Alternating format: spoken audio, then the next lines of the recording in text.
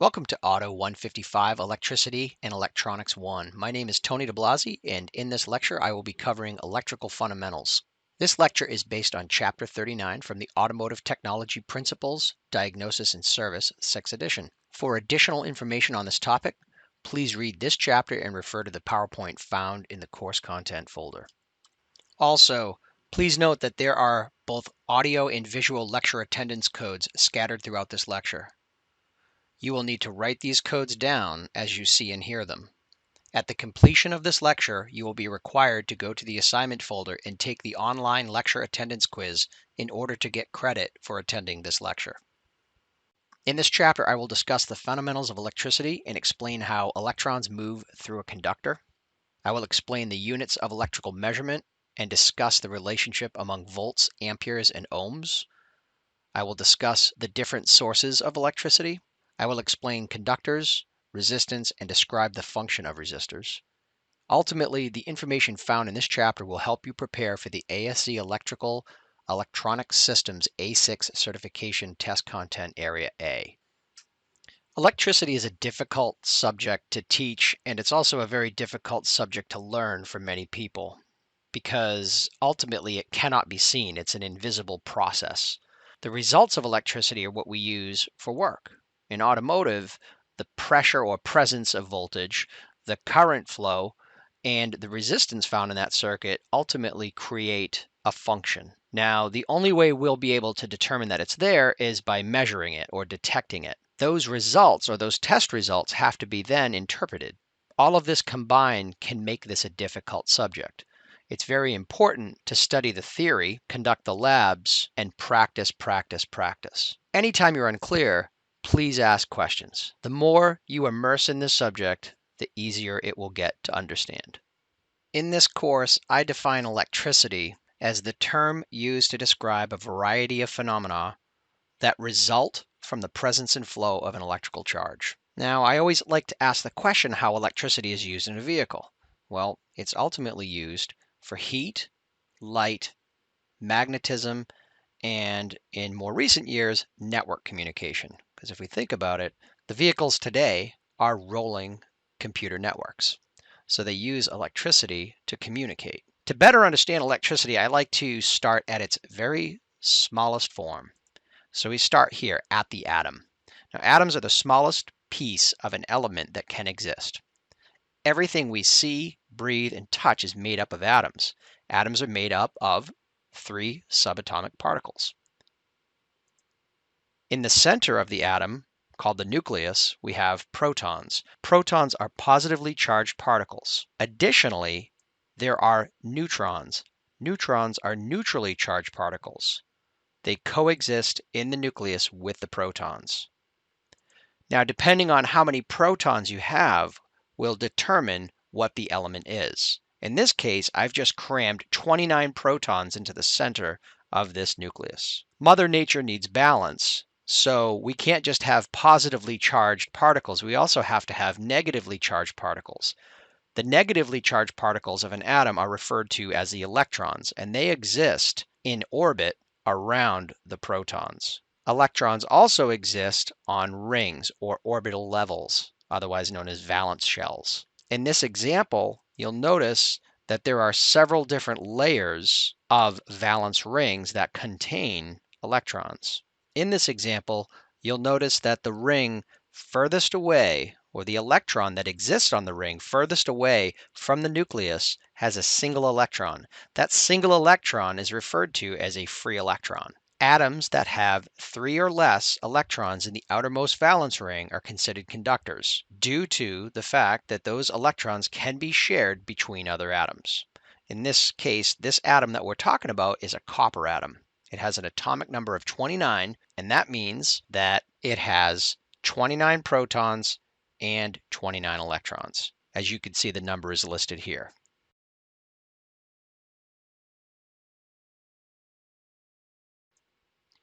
When an atom is imbalanced, in other words, it has more positive than it does negative, or more protons than it does electrons, or inversely, when an atom is imbalanced where it has more electrons, negative material, than protons, We refer to these atoms as ions. So as you can see from this example, the atom on top has 2 protons and 1 electron, while the atom or ion on the bottom, which is negative, has more electrons than it does protons. If these two atoms were placed closely to one another, the negative ion would share one of its electrons with the positive ion, thus balancing them out. To hopefully better illustrate the process of electrons being shared between atoms, I built this animation to help explain or to give you a visual of something that is virtually invisible. If you notice, this copper atom currently is balanced. It is not ionized, it's not an ion. It has 29 protons and 29 electrons. It's happy, it's balanced. Along comes a force. We will refer to that force as voltage. In this example, that voltage is a little boxing glove. It pushes the electron off of the atom. And once it pushed the electron off of the atom, it turned it into an ion, giving us 29 protons and now 28 electrons. So this atom just became positively charged. It needs an electron to replace the one that it just lost. So if we follow that electron, we notice it keeps banging the electrons off of the adjacent atoms, creating a chain reaction, causing electrons to move. And as these electrons move through a conductor, they do work. The plunger in this example, or the force that causes the electrons to move, is referred to as voltage. So it's the pushing force that makes the electrons move in the first place. We measure that as voltage. If we were able to count the amount of electrons passing a given point, in this example, the red dotted line, 1 ampere of electricity, which is referred to as current, is measured when 6.28 billion electrons pass that point over the period of 1 standard second. The other piece of this illustration would be the resistance. The light bulb in this example contains a certain amount of resistance. The purpose of the circuit in the first place is to do a job. Now the load, which is the light bulb, offers resistance, and we measure that in ohms. The more ohms there are, thus the more resistance there is, the less current flow we have. Chapter 39, Lecture Question Code number 2. 99, C is in Charlie, A is in Alpha, 3. That's 99CA3. Chapter 39, Lecture Question number 2. Please write that down. As I mentioned in the beginning, atoms that have 3 or less electrons in the outermost valence ring make good conductors. Below are examples of conductors that are used in automotive. I indicated the electrons in the outermost valence ring as red. On a side note, silver is considered the best conductor out of these 4. Copper is the most abundant, as it is the most common conductor found in automotive wiring. Aluminum is also very common, as it is used as the ground conductor. Chassis components and additional component casing are typically cast in aluminum, making it a good ground conductor. Gold is also used as a conductor in critical systems such as airbag components, due to the fact that it is less likely to corrode. Semiconductors are elements with exactly 4 electrons in the outermost orbit. So they don't have any more, they don't have any less. A semiconductor can be either an insulator or a conductor, depending on the application they're being used in. Common semiconductors include silicon, germanium, and carbon. They're mostly used in transistors, computers, and other electronic devices. A very common semiconductor that we'll be discussing throughout this semester is the diode. A diode is a one-way check valve for electricity. It'll allow current to flow in one direction, but not in the other direction. Insulators are used in electrical to prevent the unintended flow of electrons. The image on the left is that of a battery cable, which is constructed of stranded copper wire wrapped in a plastic outer coating. The plastic outer coating is the insulator. The image in the center is a plastic connector, or 1/2 of a plastic connector, and its job is to keep the pins aligned and protected from one another. The image on the right is a bulb, and it uses glass as its insulation to protect the filaments within. To further discuss how electrons move through a conductor, for current to flow, there has to be an imbalance. Earlier, I was talking about how the plunger that was illustrated in the circuit was the voltage. Well, the imbalance that we need to create, we call that voltage. It's a difference in pressure or electrical pressure. So that imbalance of excess electrons on one side of a circuit has to be offset by the deficiency of electrons on the opposite side of the circuit. So the image that I put below is of two containers. One of them is full of water, the one on the left, and one of them is empty or devoid of water, and that's the one on the right. They're connected by a tube and a valve, and the valve is a T-handle valve. We would call that charged. So the water on one side, or in the container on the left, is pushing on the valve, and it wants to enter the water, or I should say the empty container on the right.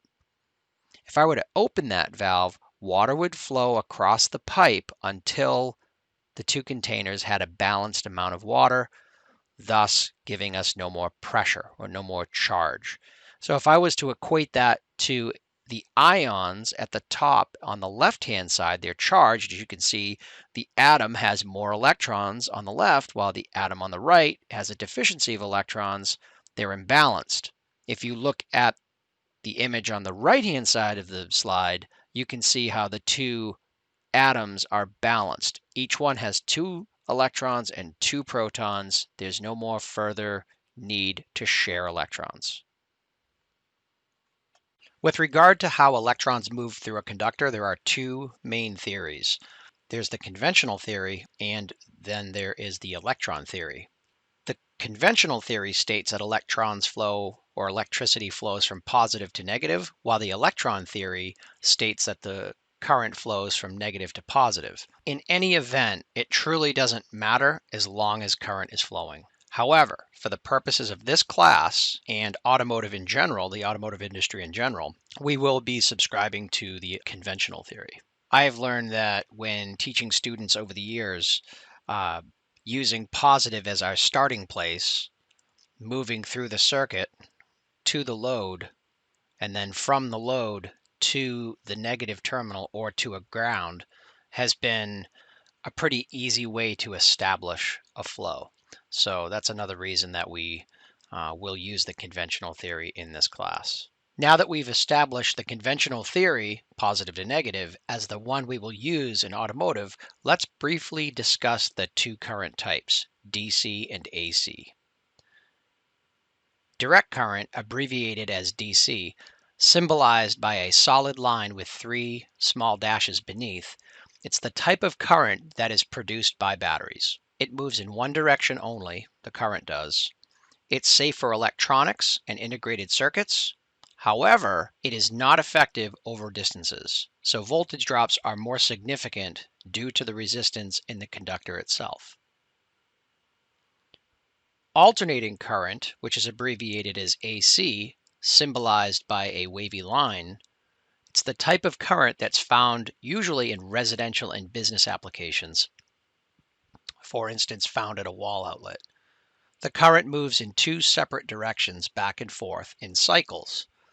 Now those cycles are in hertz. So the word hertz, symbolized by a capital H and a lowercase z, are the cycles per second. The United States at a wall outlet has typically 60 hertz, while in Europe and other countries overseas, it could be 50 hertz. This type of current is not safe for electronics and has to be changed to DC before it feeds into an integrated circuit. It is very effective over longer distances. So in other words, there's less of a voltage drop and can be transmitted for a long distance with a smaller gauge wire. There are examples of AC current in an automotive application, such as coming from an alternator. Chapter 39, lecture question number 3. Write this down. 143 D delta.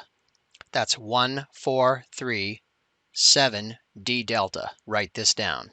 Now, earlier in this presentation, we discussed the units of electricity, or I started to discuss the units of electricity. So we're going to go into a little bit more depth with that as well.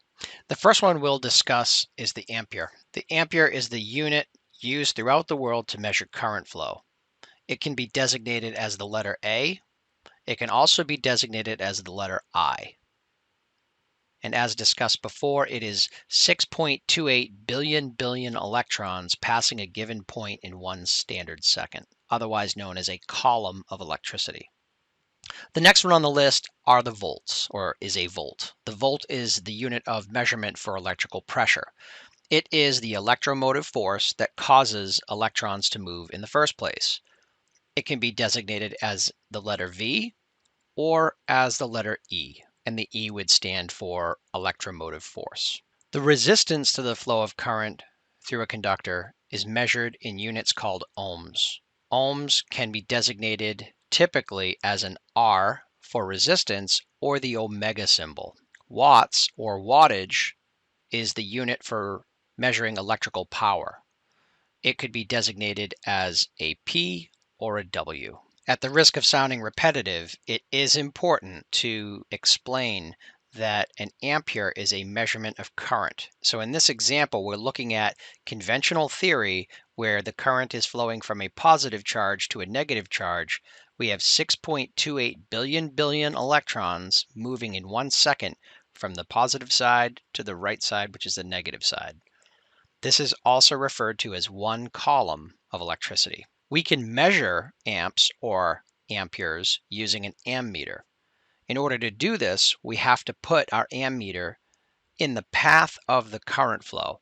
So as current's flowing along a conductor, we either A, have to interrupt the circuit and put our measuring device in series, which means we have to attach it in the wire itself so that the current can flow through it, or we can use an inductive clamp, which we'll discuss a little bit later on in the course, to pick up the amount of current flowing through the wire magnetically. It's referred to as inductive. As stated earlier in the other diagram that I showed you, voltage was the plunger. This is a very similar example, just a different picture. The voltage is the plunger, the push, the force that causes the electrons to flow in the first place. A multimeter can be used to easily measure voltage. In this example, in this photo, it shows a multimeter set to volts DC measuring battery voltage. It's very, very common.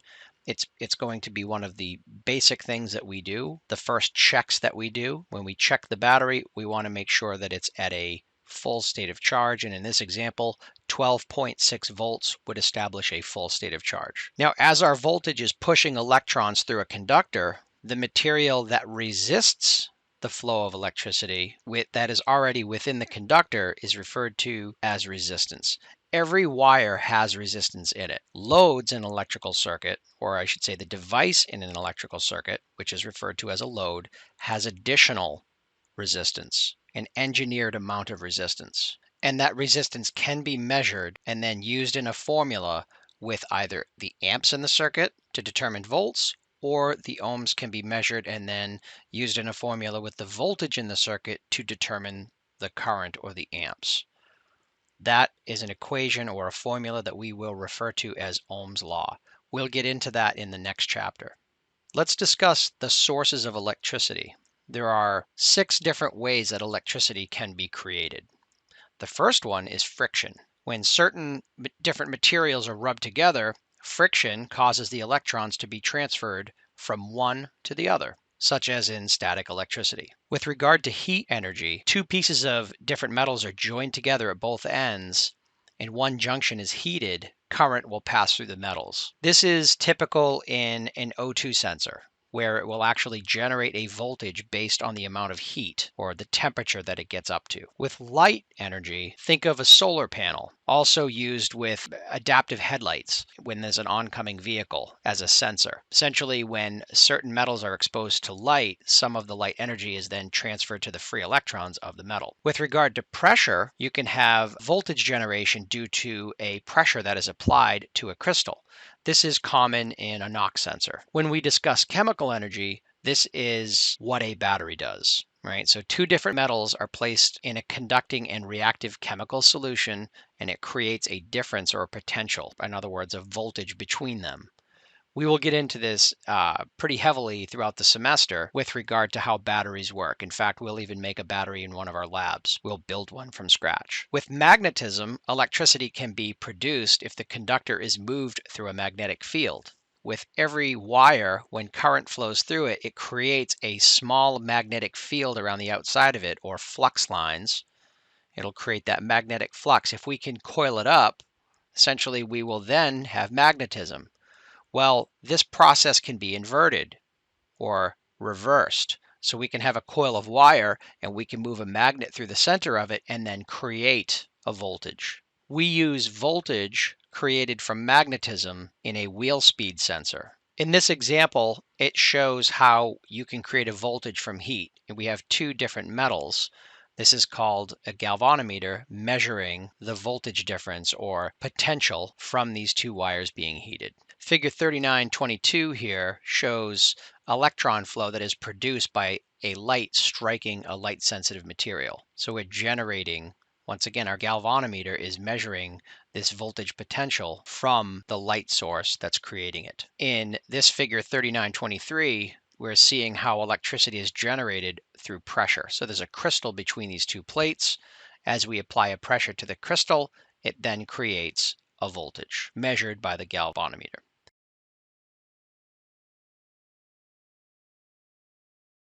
As I stated earlier, all conductors have some resistance to current flow within them. A couple rules that we need to follow with this, though. If the conductor length is doubled, then the resistance will then double.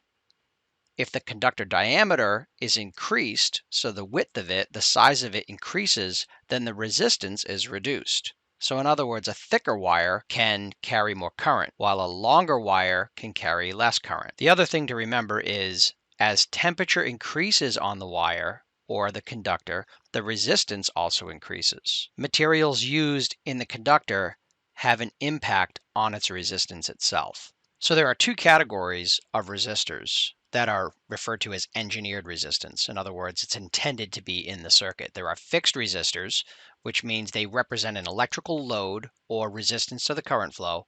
And then we have what's called variable resistors, resistors that can adjust their amount of resistance or their amount of ohms in a circuit, thus allowing a different current flow. So it can be adjusted. There's two types of variable resistors that we'll be talking about.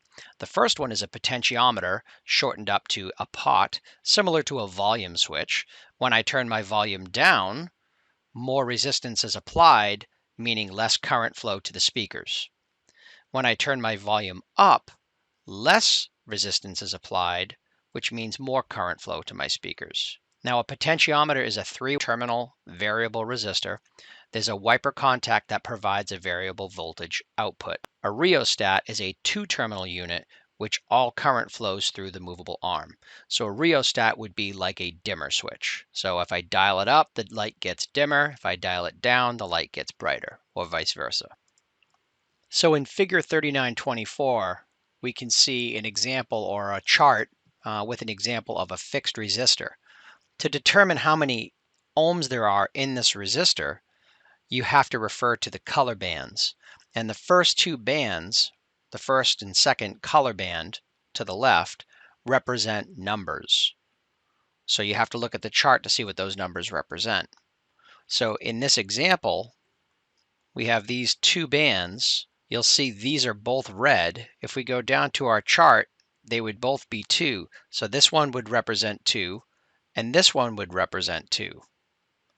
The third band, what that does is that represents the number of zeros. So in this case, we would have, because it's blue, we would have 6 zeros. So right now our number would be 22 with 6 zeros. So 22 million is what that number would indicate. The fourth band, the fourth color band, would represent the tolerance level. So in this case, we have a gold band. Because it's gold, that would be a tolerance of plus or minus 5%.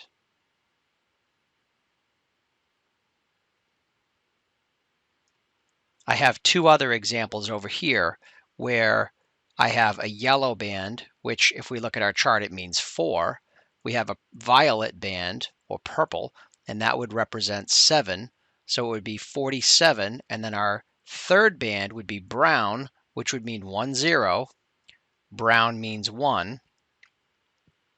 So I would have 470 ohms with a gold band. That would be 470 ohms with a 5% plus or minus tolerance. The lower one, because this is orange, would mean 3. So over here in our chart, orange indicates 3.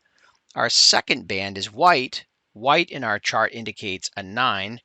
So the third one, the third band, would be red. Red indicates 2. So that would give us 3900 or 3900 ohms. And where we have a gold band as our tolerance band, that would be 3900 ohms with a plus or minus of 5% as far as tolerance goes. So in this photo 3925, this is a typical carbon style resistor. You can see the color bands are yellow, violet, brown, and gold. So if we refer to our chart, the yellow would mean 4, the violet would mean 7, while the brown would mean 1 or 0, 1, 0. So that would be 470 ohms, like the example that we saw a moment ago. With a gold band around the base, meaning our tolerance band, that would mean a 5% tolerance. 5% of 470 would be 23.5. If we were to add 23.5 to 470, that would give us a maximum resistance of 493.5. If we were to minus 23.5 from 470, that would give us a low side of 446.5 ohms. So basically this resistor, we can guarantee, because of that gold band telling us it has a 5% variance, we can have a resistance between 446.5 up to 493.5. We learned all of this from those colors on the bands. Chapter 39, lecture question code number 5. Q Quebec P Papa 1145. That's QP1145. Lecture code question number 5. As stated before, there are two categories or two types of variable resistor. In other words, resistors that can change their resistance in a circuit. A common one is a potentiometer. Potentiometers are typically seen in volume knobs, and they're also seen in throttle positioning sensors, as pictured here. The other type of variable resistor is called a rheostat.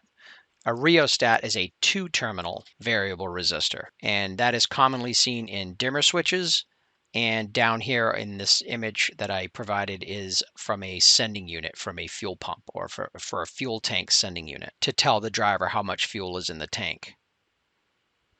This concludes the lecture for Chapter 39, Electrical Fundamentals. For additional information on this topic, please read this chapter and refer to the PowerPoint found in the course content folder. Now that you have completed this lecture and you have written down the online lecture attendance codes, please go to the assignment folder and take the online lecture attendance quiz in order to get credit for attending this lecture.